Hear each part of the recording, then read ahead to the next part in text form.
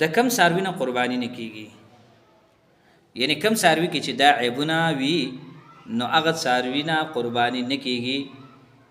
اول عیب دا چې د کم څاروي نیم غوږه یا د نیمې نه زیات کټ وي، دغه څاروي نه قرباني نه کیږي. بیا دویمه مسله چې د کم څاروي پیدایشي غوږونه مکمل نه وي نو دغه څاروي نه هم قرباني نه کیږي. بیا دریمه مسله چې کم څاروي غاښونه مکمل نه وي نو دغه څاروي نه قرباني هم نه کیږي.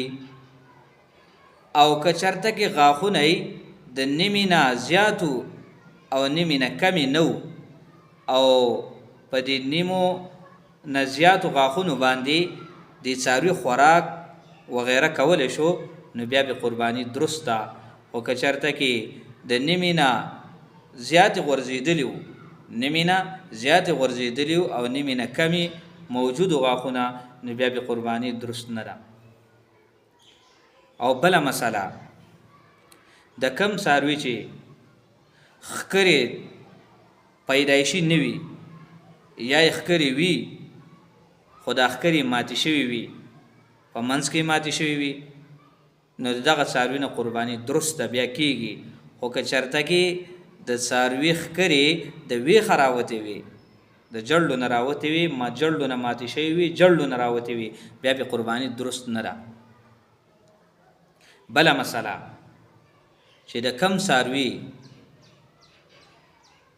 د نیمې نه زیاته لکۍ نه وي یا دریمه حصه د دریمې حصې نه زیاته لکۍ نه وي دغه څاروي نه قرباني نه کیږي. بیا او بله مسله چې کم څاروي داسې څاروي وي چې هغه قربانګاه ځای ته د قربانۍ ځای ته تللی نشي، کمزوره وي، نو داسې څاروي نه قرباني هم درست نه ده.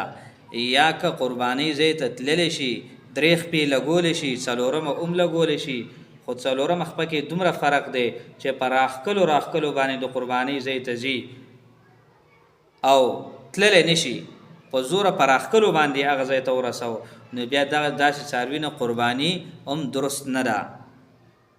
هر هغه څاروی چې هغه منفعت او هغه حسن ښایستهوالی هغه کې مانع وي او هغه کې نه وي، یعنی هغه کې ختم وي نه وي، نو دا د قربانۍ یو مانع موجود دی.